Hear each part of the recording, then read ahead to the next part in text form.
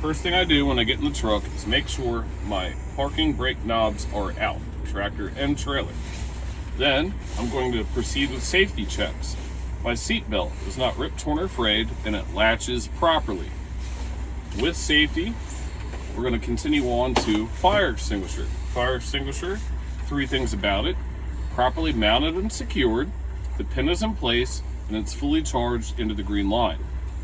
If you want to add 10 BC, go ahead and do that.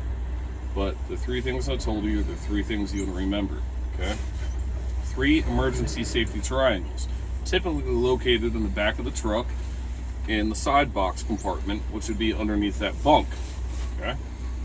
Find your 3 safety reflective triangles, make sure you have them and they're in good shape, and enough spare fuses for the vehicle that you're going to operate, typically located in the glove box.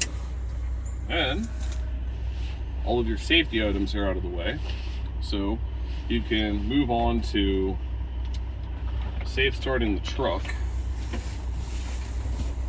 which means it's in neutral, and then this one, push start. Once it starts, wiggle it again, make sure it's actually in neutral, slow off the clutch just in case. If the truck wants to lurch forward, push your clutch back in, place it in actually neutral. Once you're off the clutch, you can continue on for the rest of the checks.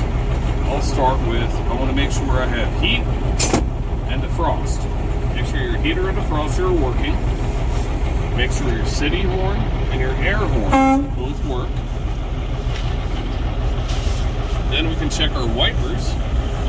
Make sure our wipers operate, the blades are not ripped, torn, or frayed, and you also have to make sure that the window wiper fluid sprays. Once I've started the truck up, you want to make sure your oil pressure rises in between 3 to 5 seconds. You also want to make sure your water temperature is steadily rising. You want to make sure your ABS light, check engine light come on as a self-test and then go back off again. Then you want to check your voltmeter, make sure you have between 12 and 14 volts. You also want to make sure your air pressure gauges are steadily rising. So while you're checking everything, just keep in mind your air pressure gauges are still going up. And then once you finish between 120 and 140, the air governor kicks on, it'll stop building air pressure. Once it's fully charged, then you're able to lead into your air brake check.